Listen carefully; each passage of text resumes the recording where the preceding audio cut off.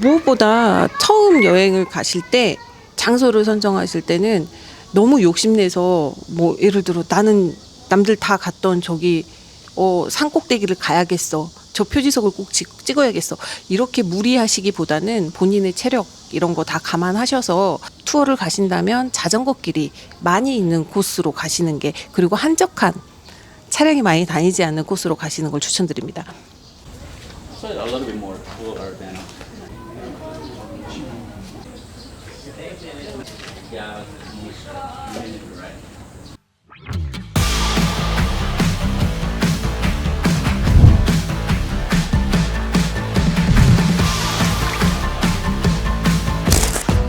겁나 힘들어.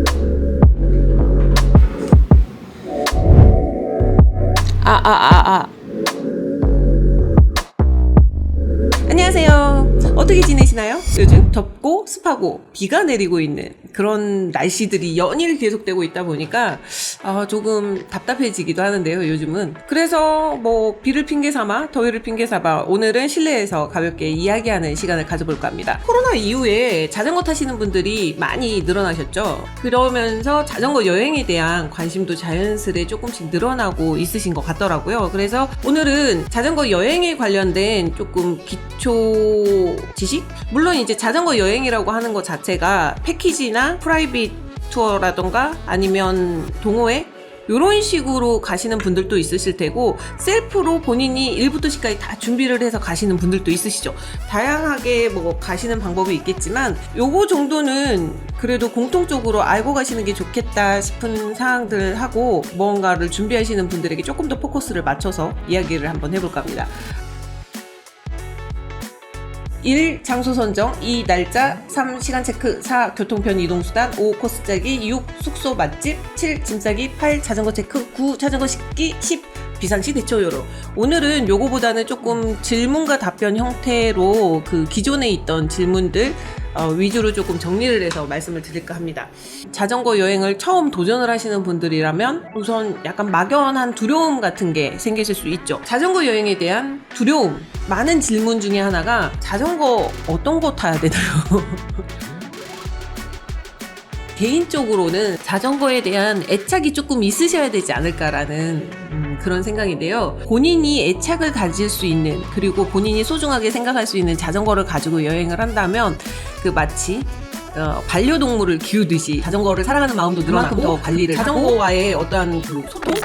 애착 자전거를 하나쯤 만들어 놓으시면 자전거 여행을 일회성으로 끝내시지 않고 자전거 여행을 꾸준히 다닐 수도 있고, 본인이 굳이 여행이 아니더라도 정말 본인의 취미생활 반려자전거로 만드시는 건 어떨까라는 생각이 듭니다. 원래 여행은 소풍날도 그렇지만 소풍 당일보다 소풍 전날이 더 설레이죠. 여행도 마찬가지죠. 여행을 준비하는 과정이 더 설레이기 마련인데요. 여행 가기 전, 자전거 여행을 가기 전에 일단 준비하셔야 될 사항들에 대한 질문 중에 요거는 워낙에 광범위하고 심도 깊게 이야기할 수 있는 내용이라서 나중에 별도로 제작해서 말씀을 드릴 건데, 기본적으로 말씀을 드리면 본인의 체력에 맞게 이제 거리라던가 일정을 안배하시는 게 중요하죠. 본인이 체력을 모르신다.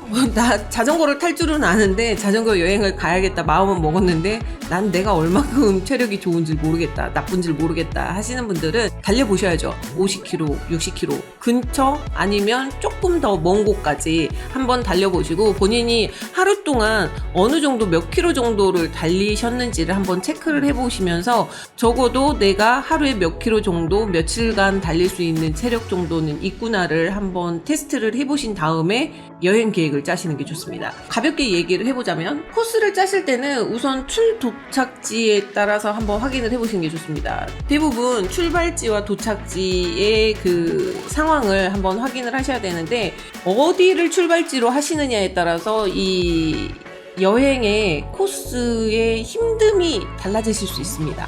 만약 내가 경치 보면서 유유자적하게 달리고 싶다 그러면 강이나 바다, 예쁜 경치를 오른편에 놓고 달리시는 게 좋으시겠지만, 경사가 내리막 경사가 많은 쪽으로 잡으시는 게 유리하실 수 있기 때문에 경사도 같은 거 확인하시고, 바람 부분은 특히나 잘 확인하셔야 되는 게 온몸으로 바람을 받아내야 되는 교통수단이기 때문에 잠깐 불어가면 상관이 없겠지만 어마어마한 바람이 불 때는 그 바람을 안고 달리는 건 평지에서도 어마어마하게 힘듭니다.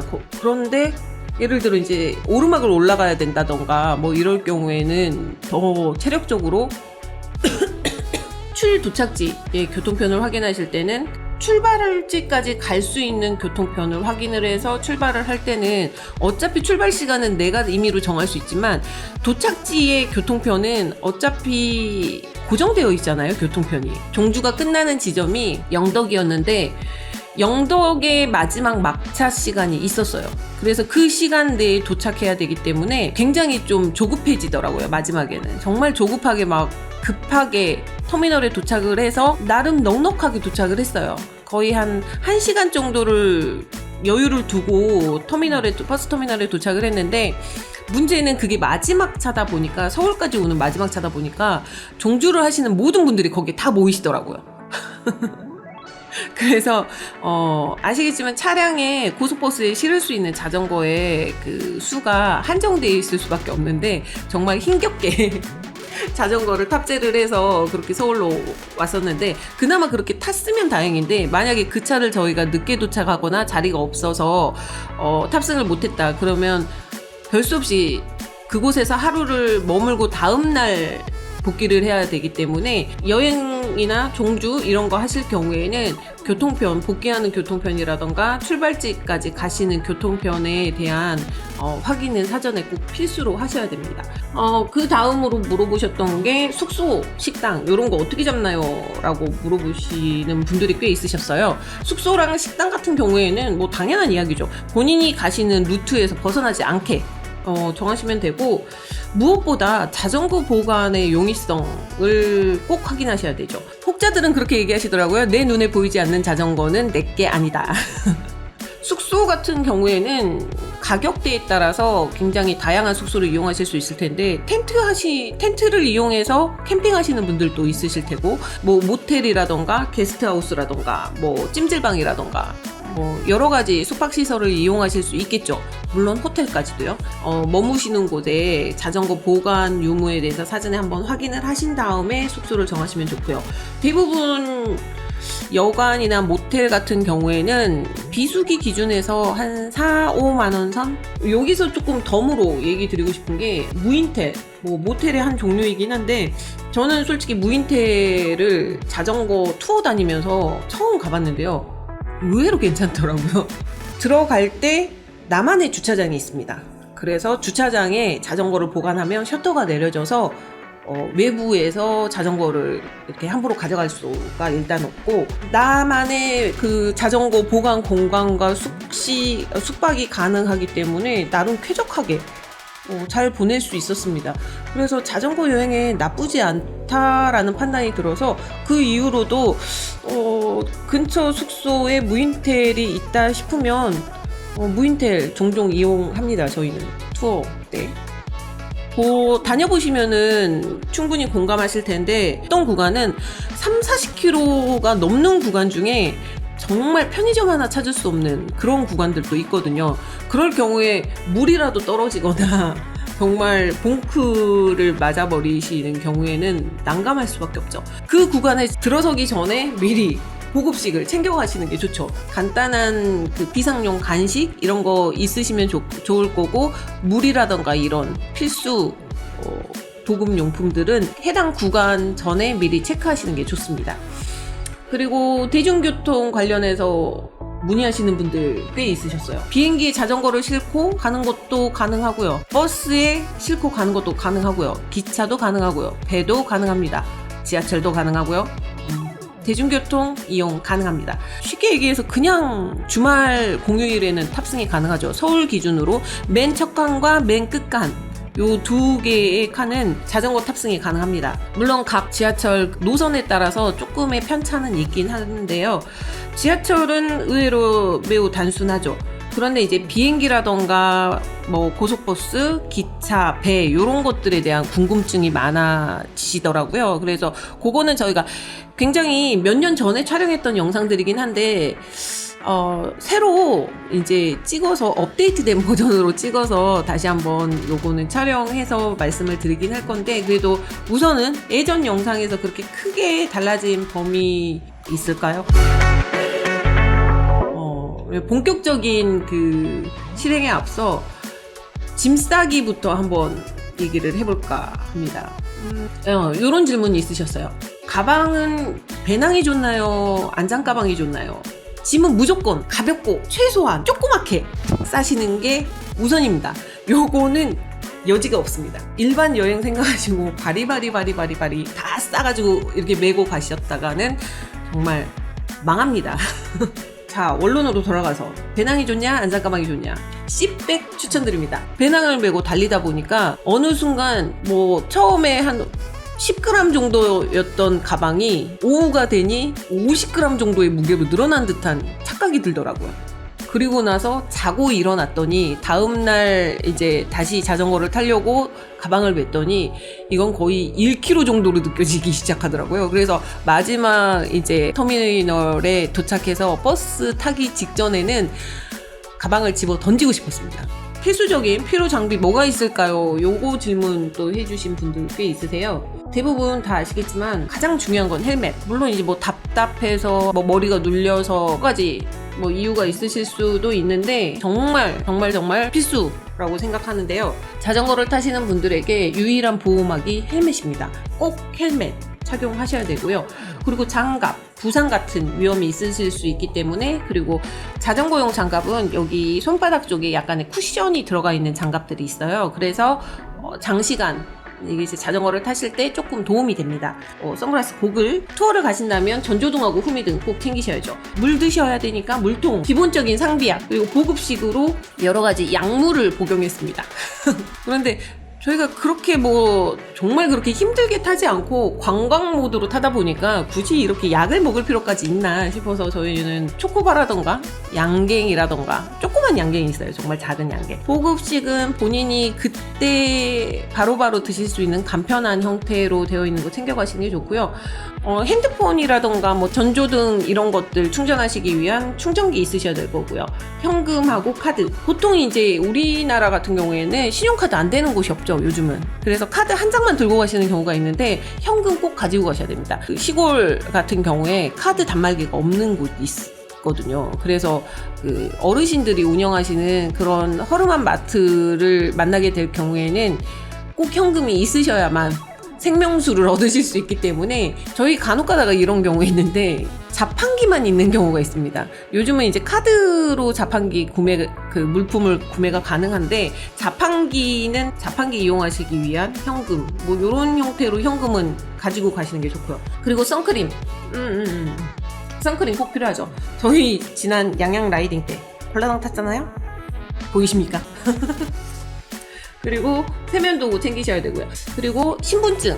신분증은 혹시 모를 상황에 대비해서 신분증 가지고 가시는 게 좋죠. 그 여행용 물티슈 하나 챙겨가시고, 그리고 요거 동해안 종주 때도 저희가 비를 만나서 비를 피하기도 했지만 그냥 가야겠다라는 생각에 비옷을 입고 탄 적이 있었고, 제주도 천백고지 올라갔을 때도 물론 날씨 좋은 날도 올라가 봤지만 비옷을 입고 올라간 적도 있었거든요. 무엇보다 비옷을 비추하는 이유는 그 라이딩의 불편함 이런 걸 떠나서 위험합니다. 비옷을 입고 달릴 정도의 비라면 안 타시는 게 맞습니다. 그냥 비를 핑계 삼아 숙소에 머무르면서 주변 경치 보면서 조금 쉬어 가시는 게 좋습니다.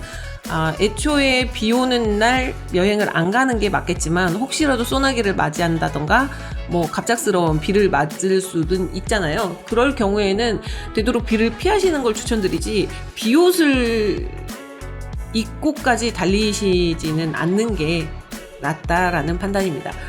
요거는 업그레이드 버전으로 따로 새로 이 심도 깊게 이야기를 따로 하기는 할 건데, 펑크 패치, 멀티툴, 휴대용 공구조, 육각렌치라던가 뭐 AV 튜브라던가 CO2, 뭐 체인링크, 뭐 케이블 타이라던가 뭐 자물쇠라던가 뭐 여러 가지를 넣어가지고 다니실 수 있는데, 저희가 체인도 끊어져 봤고요, 드레일러도 깨져 봤고요, 여러 가지 우여곡절들을 많이 나름 겪어봐서 저희는 공구통은 꼭 가지고 가셔야 된다라는 주의라 공구통 꼭 챙겨 가시고요. 그 다음에 짐 어떻게 싸나요? 요 질문이 있으셨어요.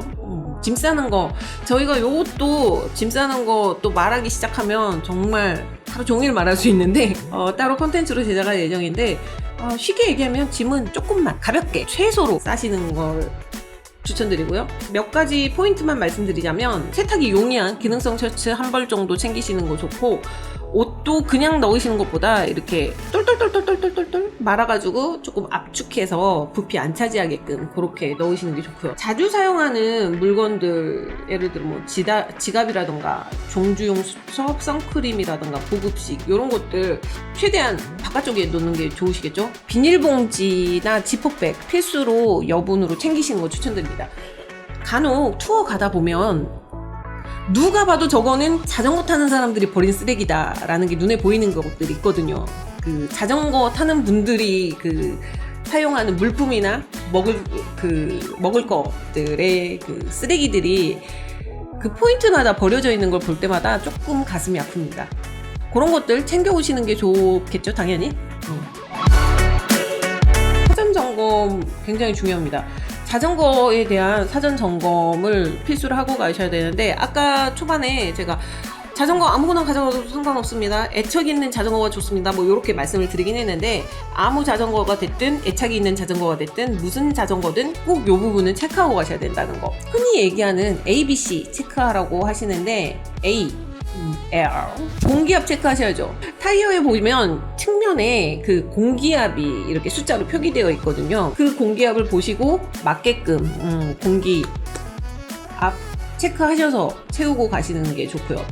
B는 브레이크 레버 작동 유무라던가 브레이크 패드와 림의 간격이라던가, 그리고 패드의 교체 시기, 이런 것들 확인하시면 되는데요. 패드 자체가 너무 달았거나 그 패드하고 림의 간격이 중앙에 잘 와 있는지, 이런 것들 체크하셔야 문제가 없죠.